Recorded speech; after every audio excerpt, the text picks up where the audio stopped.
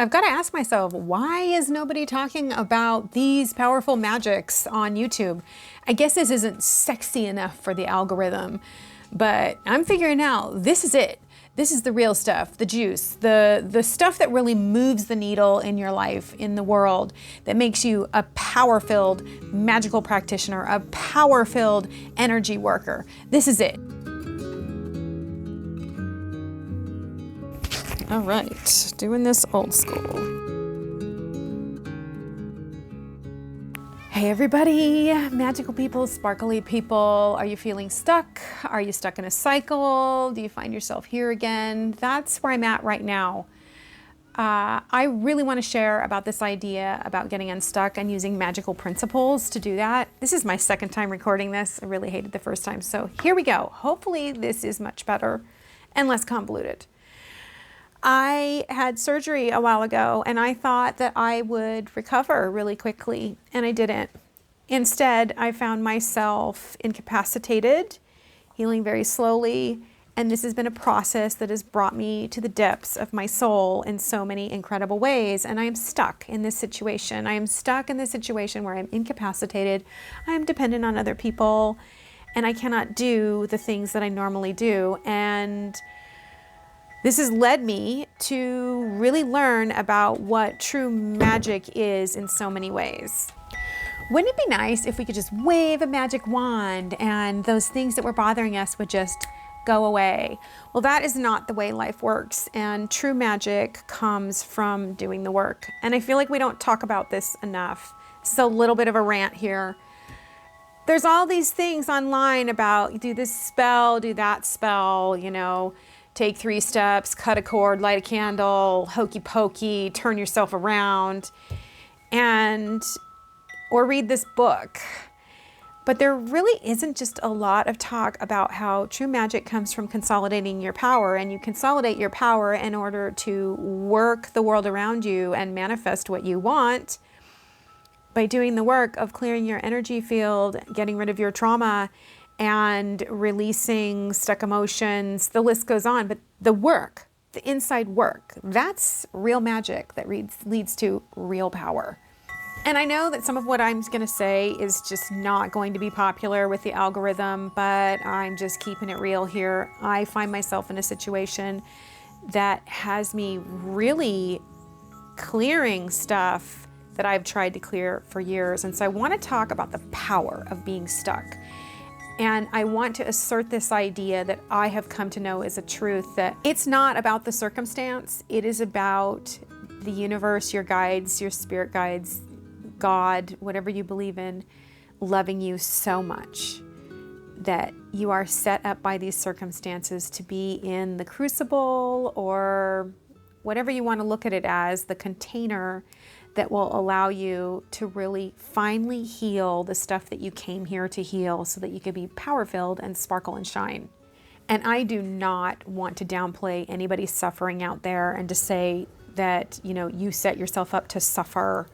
That is not what I'm saying, but I'm saying that our suffering can really be something that we can leverage if we are brave enough to really look at it. And I kind of found these key places that I am mining my power. I am returning my power to myself through this circumstance that I want to share with you. So the first thing I want to say is that being stuck, not being able to use my arms or feed myself really, you know, cook for myself, do anything, I've been so enfeebled. I've had to ask everybody to do everything for me.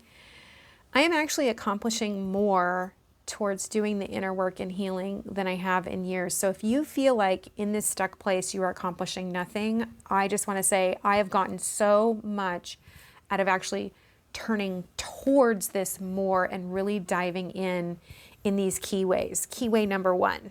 I have been approaching this situation and myself, my body, my mind, my spirit, and I'm going to say my emotional body as well, with unbridled honesty. Really getting super honest with myself. And I am doing that first and foremost by submitting myself to the altar of this circumstance. So I'm thinking about it as a magical altar, or you can think of it as a container, you can think of it as a cauldron. by submitting myself, by going to the altar of this circumstance and kneeling down before it, like really submitting myself to it instead of trying to escape it, suddenly the lights are turning on for me in so many ways. And as I kneel before the altar, I humble myself. Humility is so hard to describe.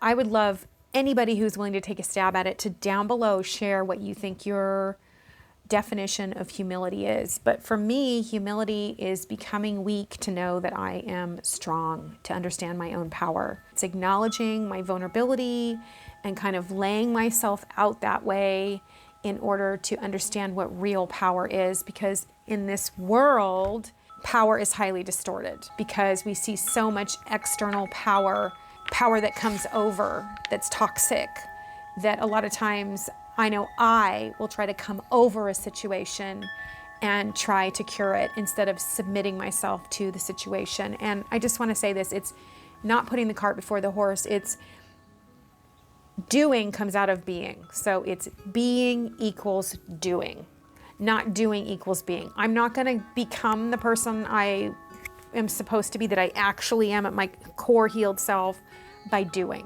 Maybe you're in a job that you hate with people that drive you nuts and you just want to get out of that job.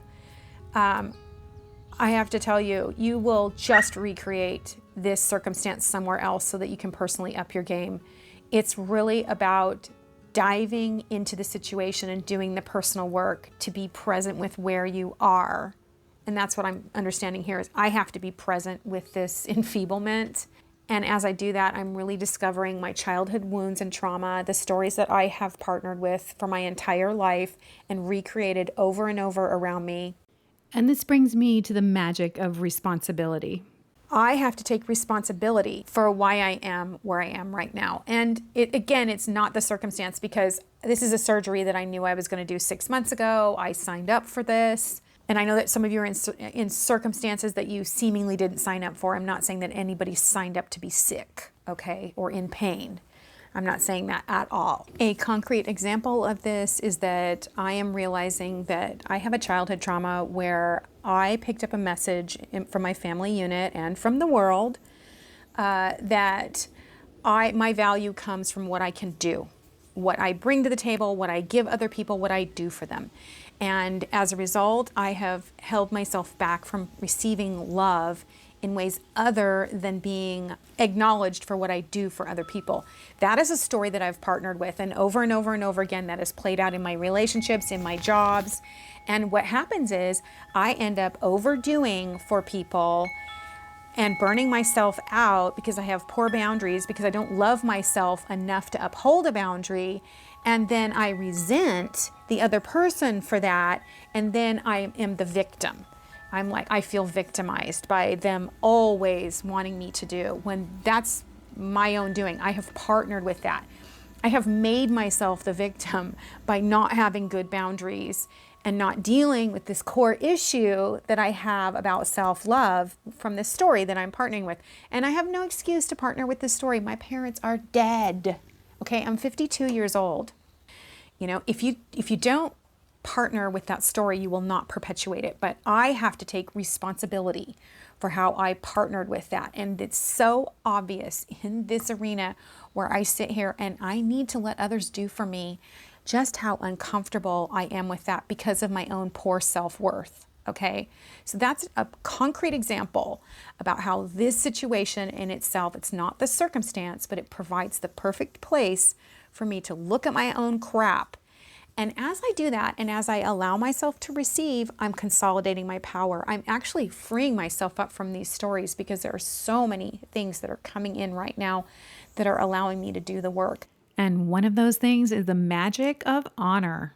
It's like honoring my feelings, honoring my emotional body, honoring this circumstance, honoring my physical body, all of honoring myself and honoring, but most of all, honoring the feelings that I'm having.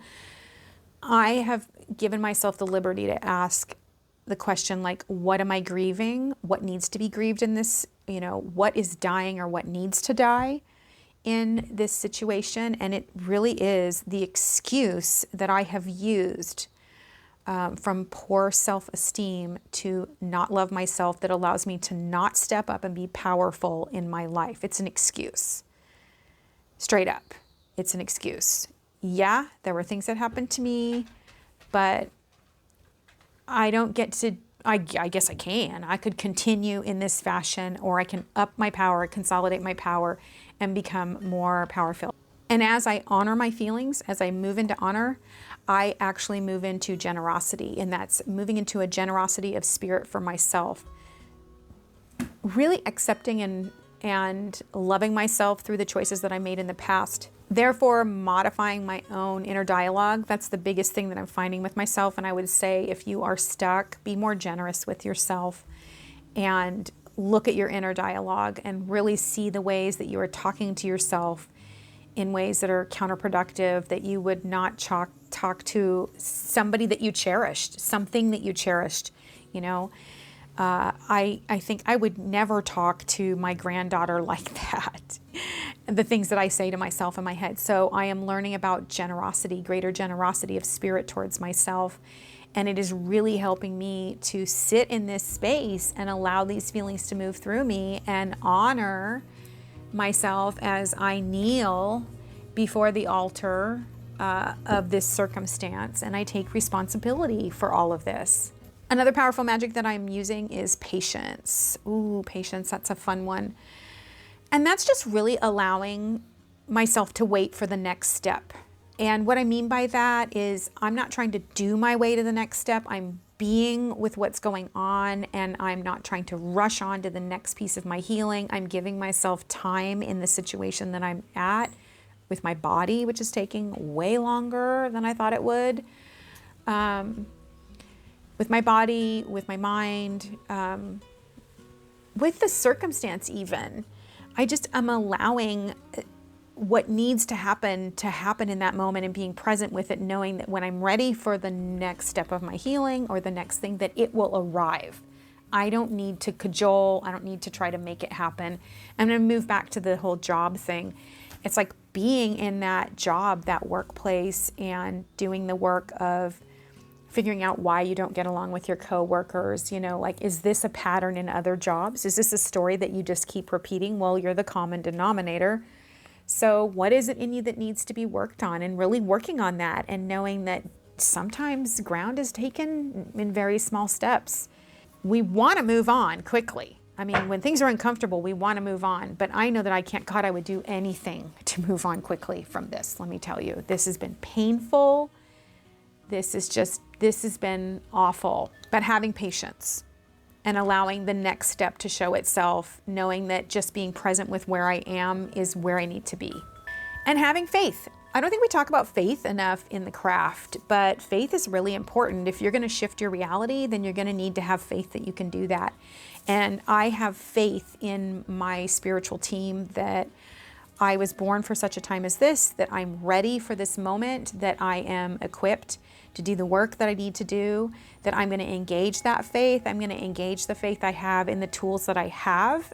I'm going to exercise that faith so that I get stronger. And it's been powerful for me to really look at my beliefs during this time and work on uprooting beliefs and understand why I'm believing what I'm believing. A lot of times it goes back to an old story, something that I picked up when I was younger. I mean, for me, it's really self-esteem based, super self-esteem based. It almost always boils down to that. And then there's that initial story, and then requesting. The Bible says you have not because you ask not. And I think, like, when I was a Christian, I spent a lot of time petitioning the Lord. And so when I left the church, and I had a lot of wounds there that I've worked very hard on. Again, most of those were me recreating that same storyline. It has completely, the universe has mirrored back to me this storyline that I have held in my heart as, my God, I'm going to die on this freaking rock. But when I left the church, I didn't want to pray because I felt like weird, like I didn't know how to pray without praying to the Lord. And there was this weird kind of dependency on Jesus that was really weird. And so I have worked really hard to get good at asking.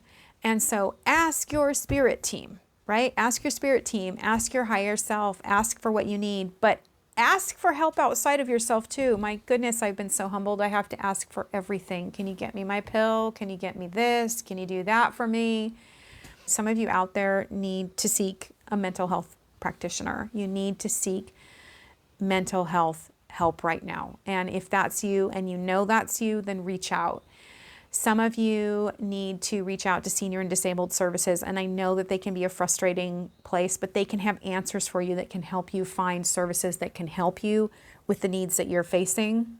Some of you could be in very abusive relationships and you need to reach out to a women's service in your area and to get help, to get free from that. Sometimes we need help.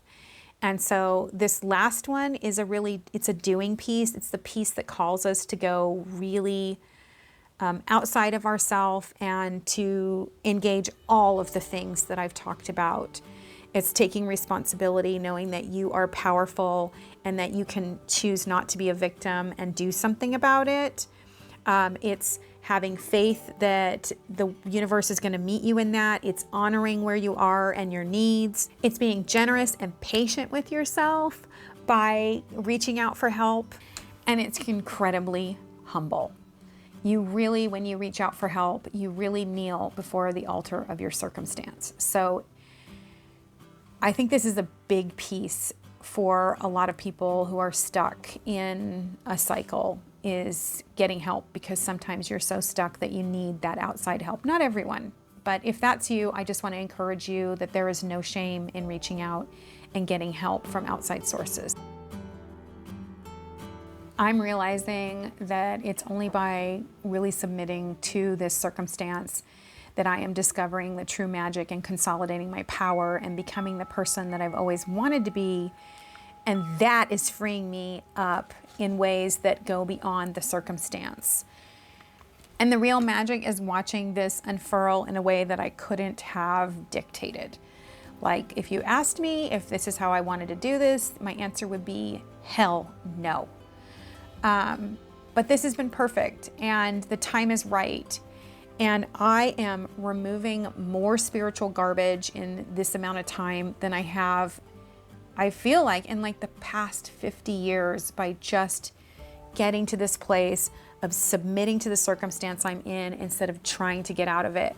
When we look at the Hangman card, I always tell clients this, when you get a reading from me, I always tell you, like, the universe has pulled you out of what you were doing and set you aside because there's something so powerful and precious for you right now that it wants to gift you with, and you aren't going to get out of this until you submit to it, until you relax, until you hang on that tree like Odin did and allow the wisdom to really come down into you, to learn the deeper magic that comes by being submitted to the circumstance.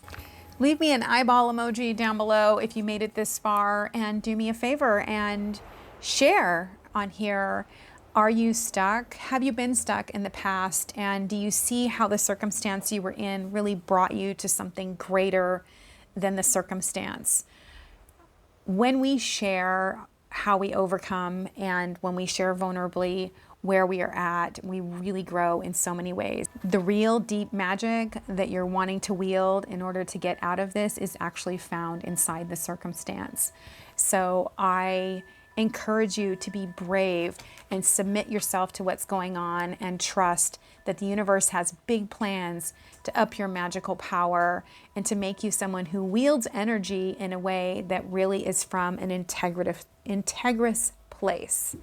And if you like this video, then this video over here may be something that helps you along your magical path. Until we meet again, don't forget that even when you're stuck, you're still sparkling and shining for this world. And sometimes when we're in the deepest places is when we shine the brightest.